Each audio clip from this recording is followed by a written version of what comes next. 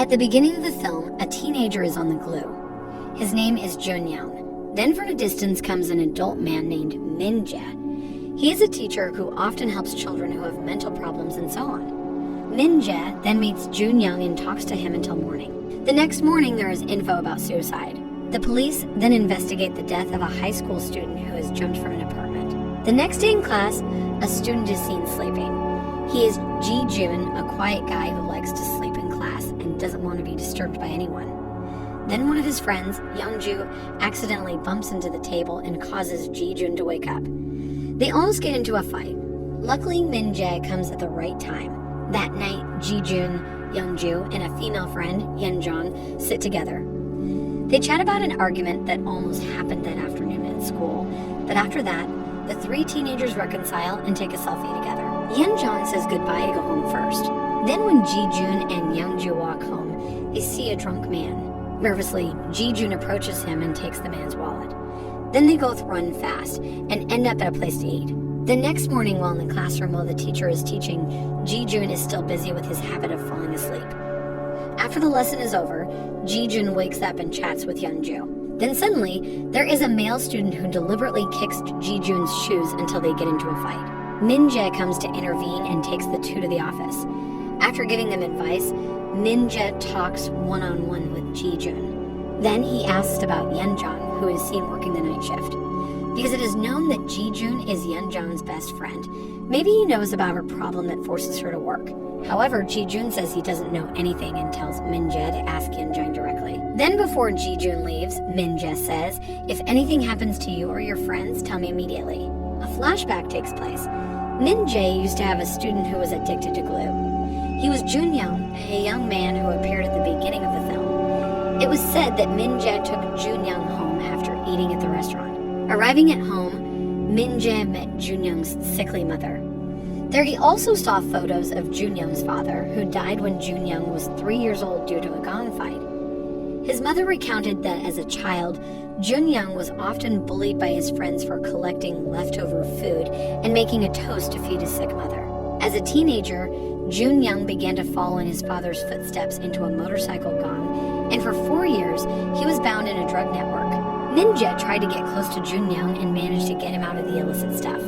He also several times invited Junyoung to stay at his house. However, there was a slight misunderstanding. Junyoung felt that he was no longer valuable because Min-jae preferred his friends. He then got back on glue again and committed suicide by standing in the middle of the road until he was run over by a car. Min-jae is devastated by the incident, and now he promises not to repeat that mistake and tries to be a friend to his students who are having problems. Time goes on. In the present, Min-jae again gets some students who need his attention. Ji-jun is the only child of a poor mother who likes to change partners. Young-ju is the son of a laborer who drinks heavily, and Yen-jong is a student who works while attending school. That night, Ji-jun is in his room feeling restless and can't sleep because he remembers Min-jae's words at school.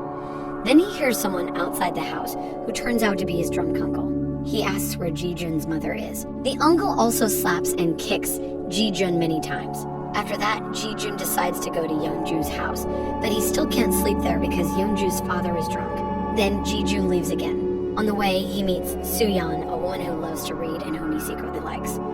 Soo-yeon then says she will meet Ji-jun in 2 days on his birthday. The next morning while in class, Ji-jun is busy chatting with Soo-yeon, and Sung-tae is curious about the contents of their chat. Meanwhile, Young-ju is busy eating bread and sees a police car coming to school.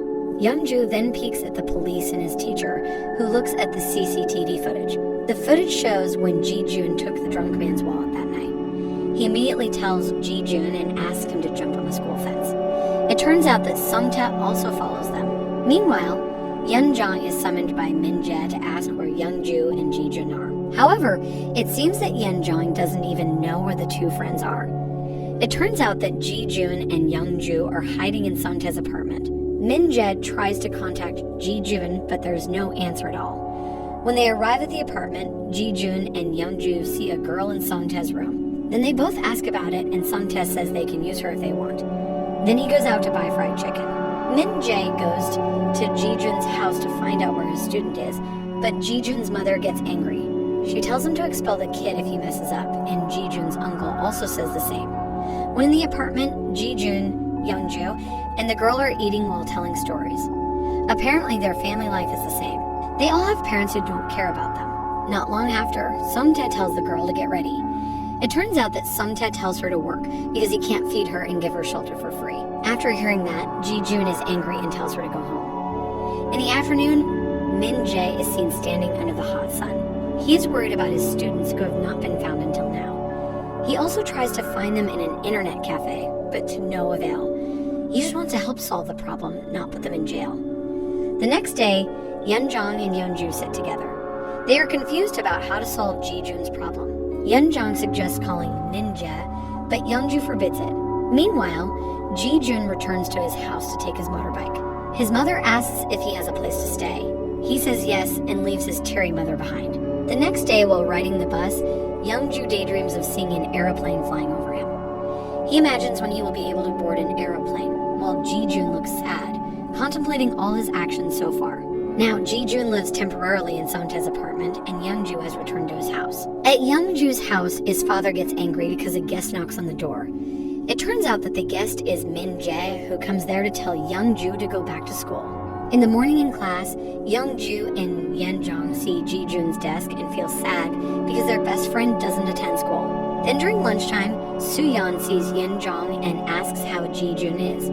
Yeonjang also says that tomorrow is Ji-jun's birthday. At that time, Sungtae is secretly eavesdropping on their conversation. Apparently, Soo-yeon is an upper-class student in their school. She is also famous as a smart kid in that school. That night, Ji-jun is pensive, looking at messages on his cell phone. Then Yeonju suggests that Ji-jun contacts Min-jae because he wants to help him. After looking at the call history, it turns out that Min-jae has contacted Ji-jun many times.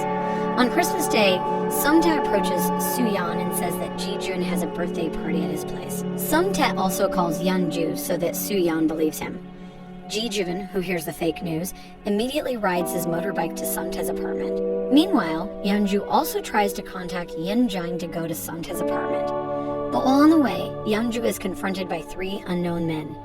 Yeonjang immediately calls Min-jae to assist Ji-jun, who is currently at Sungtae's apartment. Ji-jun finally manages to open the door to Sungtae's apartment. He sees that Soo-yeon is injured and traumatized. Full of emotion, Ji-jun beats Sungtae mercilessly. Meanwhile, Yeonju is also beaten badly in another place by the 3 men who confronted him earlier. It turns out that the 3 men are his school students who always blackmail Yeonju into giving them money. Yeonju is 2 days late to give them money, and they come to beat him brutally. After that, Yeonju walks in pain. Meanwhile, Soo-yeon walks towards her school and Ji-jun speeds on his motorbike. On the way, he has an accident. Luckily, Ji-jun isn't seriously injured. Then he notices that his phone keeps ringing. It's Min-jae's, and for the first time, Ji-jun picks up the phone from his teacher. Ji-jun says that Yeonju and Soo-yeon can't be contacted. The next morning, Soo-yeon is seen in the classroom. She feels very hopeless and wants to die. Then suddenly someone falls from the stairs. It turns out Yeonju is a student committing suicide at the beginning of the film. He did it because he was always bullied violently by his classmates. At the funeral, Min-jae approaches Ji-jun, who is sad to see Yeonju's photo. Ji-jun also puts a photo they took together. Yeonjang also looks very sad because she has lost her best friend. Then Ji-jun and Soo-yeon make a shelter for runaway teenagers. In the morning, Yeonjang enters Min-jae's room to give a letter explaining that she wants to stop going to school. However, Min-jae doesn't allow it because she's a smart kid and tears up the letter. That night, Min-jae goes to where Yeonjang works.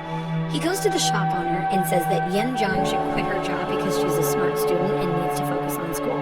At the end of the film, Min-jae tells his students that students experience failure more than success.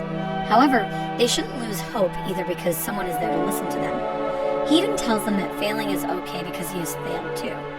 By surviving, you will meet someone who finally gives you happiness, and any seed can grow into a beautiful flower with care and struggle.